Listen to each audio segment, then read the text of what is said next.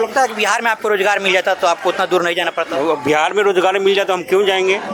मुझे 10,000 की 12,000 की नौकरी मिल जाए, मैं करूँगा, बिहार में करूँगा। तो दूसरे के यहाँ जाके, दूसरे स्टेट में जाके इतना खटते हैं, क्या मिलता है मुझे वहाँ पे? कहाँ से आ रहे हैं? मैं दिल्ली से आ रहा हूँ। दिल्ली से आ रहे हैं। हाँ। तो चुनाव में इस बार वोट देना है? हाँ, देना है सर। आप समय तक रहेंगे? हाँ बिल्कुल रहेंगे सर, 2-3 महीने तक रहूँगा, मैं रहता हूँ। तो आपको लगता है कि इस बार बदलाव होना चाहिए? बदलाव होना चाहिए। नमस्कार, आज हमारी उपस्थिति बिहार के आरा से पहले और बक्सर के बीच में है और हम ट्रेन से यात्रा कर रहे हैं और पटना की तरफ जा रहे हैं। और हमारे साथ देखिए ट्रेन में यहाँ बिहार के लोग हैं। अब इनसे बातचीत करते हैं कि ये परदेसी हैं, बाहर से आ रहे हैं या यहाँ ही लोकल से मतलब यात्रा कर रहे हैं। और उनसे बातचीत करके हम समझने का प्रयास कर रहे हैं कि बिहार में अगले 3 महीने के अंदर में विधानसभा के जो चुनाव होने हैं, राजनीतिक सरगर्मी इस समय बिहार में तेज हो गया है और तमाम तरह की आरोप प्रत्यारोप का दौर शुरू हो गया है। हत्या की जो घटना है पिछले 1 महीने में लगभग 100 से ज़्यादा हुआ है।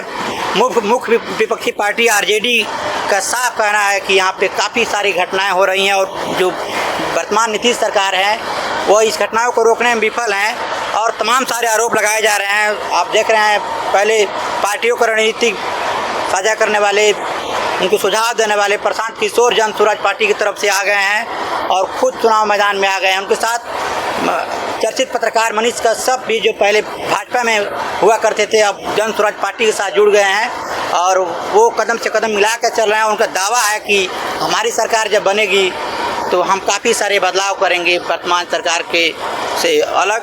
तो यहाँ के बिहार के जो लोग हैं, ट्रेन में हम यात्रा कर रहे हैं, अक्सर आप लोग देखते होंगे यहाँ से जो फीडबैक निकलता है वो कहीं ना कहीं काफ़ी अच्छा निकलता है। इसमें विभिन्न तरह के लोग मिलेंगे हमको और विभिन्न तरह की बातें होंगी, तो उनसे समझ के या जानने का प्रयास करते हैं कि ये लोग चुनाव को कैसे देख रहे हैं और क्या कुछ चुनाव में होने वाला है। और विधानसभा का सत्र अभी कुछ दिन पहले ही समाप्त हुआ है, जो विधानसभा चुनाव से ठीक पहले अंतिम जो सत्र था और काफ़ी सारा उसमें वाद और विवाद हुआ, आप सभी दिन में देखा होगा। क्या कहेंगे, बिहार का चुनाव होने वाला है अगले 3 महीने के अंदर में और क्या कुछ इस बार लग रहा है? इस बार लग रहा है जो अच्छा होगा उसी को दीजिएगा। नीतीश चाचा फिर आएंगे? नीतीश चाचा फिर आएंगे? ये तो जो अच्छा काम करिएगा तो वही आएगा, अगर गलती काम करिएगा तो वो नहीं आएगा वो।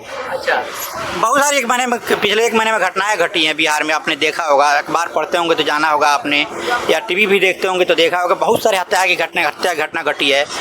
इस घटनाओं को आप कैसे देखते हैं? क्या लगता है आपको अपराध की जो लगाम है वर्तमान में सरकार जो है वो इस पर लगाम लगाने में सही साबित नहीं हो पा रही है, मतलब लगाम नहीं लगा पा रही है? नहीं साबित लग रहा है, लगाम नहीं लगा रहा है तो वो हटेगा आपकी बार। हाँ बस। क्या लगता है किसकी सरकार आएगी? प्रशांत किशोर आ गए हैं जन स्वराज पार्टी से, मुख्य विपक्षी पार्टी जो है बिहार में आरजेडी जो है लालू प्रसाद यादव की पार्टी, वो भी लड़ाई में है। क्या लगता है बदलाव होगा तो कौन पार्टी आएगी सरकार में? ये कहना मुश्किल है। कहना मुश्किल है? हाँ।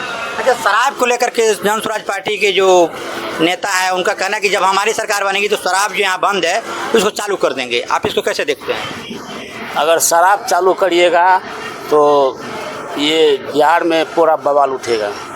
शराबबंदी को आप सही मानते हैं? हाँ सही मानते हैं। फिर भी कहा जा रहा है कि शराब बिहार में मिल रहे हैं तमाम तरह से, चोरी छुपे महंगे दामों पे बिक रहा है, तो उस पर सरकार गाइडिंग नहीं है। आप इस बात को मानते हैं कि शराब बिहार में चोरी छुपे बिक रहा है? हाँ ठीक है, बिक रहा है। तो देखिए इनका मानना है कि शराब जो है बिहार में चोरी छिपी बिक रहा है। अच्छा, आप युवा हैं, हर चुनाव में रोजगार की बात की जाती है, आप रोजगार को लेकर कैसे देखते हैं? रोजगार के लिए क्या देखेंगे, सरकार जब सुनेगी तो उसको, सरकार सुनती ही नहीं है, कुछ नई सरकार लाना ही पड़ेगा। फिर क्या मतलब बाहर से आ रहे हैं या लोकल यात्रा कर रहे हैं? हम लोग तो लोकल यात्रा नहीं, मैं तो बाहर से जा रहा हूँ। अभी लोग बताते हैं कि मतलब कि इधर की सरकार, नीतीश सरकार जो है एकदम घटिया हो चुकी है। अच्छा, अब इस बार हमें बदलना है। तो रोजगार की बात को लेकर के सरकारें हर बार चुनाव में आती हैं तो दावा करती हैं कि हम रोजगार देंगे, प्लान रोकेंगे, लेकिन आपको लगता है कि उस पर उस तरह से काम नहीं हो पाता है? कोई नहीं पता है, अगर उधर से पास भी होता होगा तो आगे आके लोग रोक देते होंगे। काम वादा तो करते हैं लेकिन काम नहीं करते हैं लोग। कोई भी सरकार हो वादा करके आती है लेकिन जब सत्ता में आ जाती है तो फिर काम ही नहीं करती है, नहीं करती है। अच्छा, यहाँ की जो शिक्षा की व्यवस्था को लेकर के तमाम तरह की बातें सवाल खड़े किए जा रहे हैं, आपको लगता है कि वर्तमान की जो शिक्षा व्यवस्था बिहार की वो अच्छी है? अभी तो थोड़ा बहुत सुधार हुआ है कुछ पहले से, लेकिन अभी और सुधार की जरूरत है। अच्छा, जी।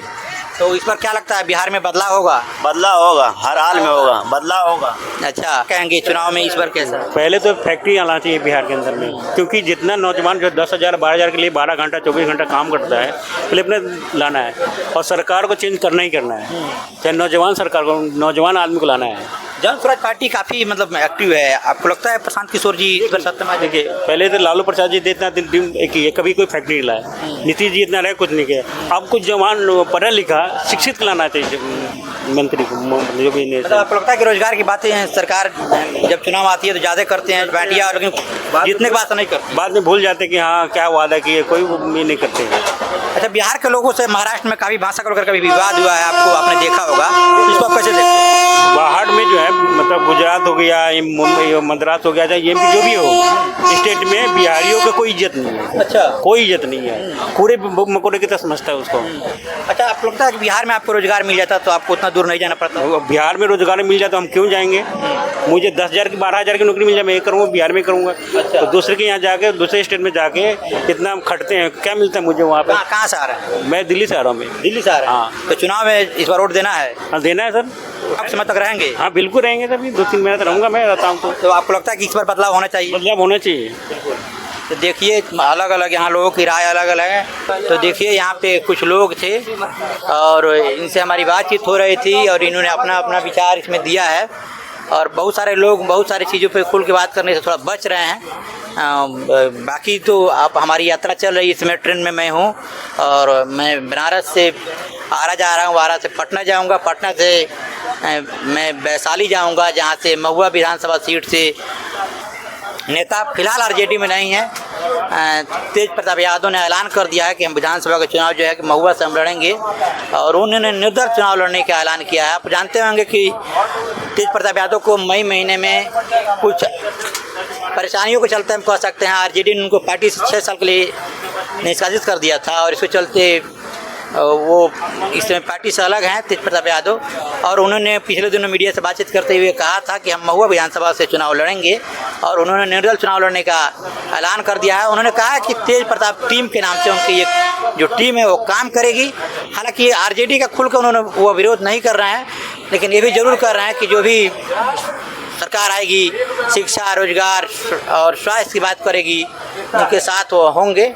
तो हम महुआ चलेंगे और वहाँ के लोगों से भी जानेंगे कि वहाँ के लोग क्या कुछ सोच रहे हैं। बाकी आप हमारी बातचीत देख रहे थे, यहाँ पे बक्सर और आरा के बीच में ट्रेन चल रहा है, मौसम काफ़ी सुहाना है और हम आरा में भी चलेंगे जहाँ पे कुछ गांव में कटान हो रहा है, वहाँ पर भी आपको दिखाने का प्रयास करेंगे। जो वहाँ गंगा जी आरा में काफ़ी मतलब इसमें विकराल रूप धारण की हुई है। बाकी आपको हमारी खबर कैसी लगी? आप देख रहे थे आप तक नसन जी। जय हिंद, जय भारत।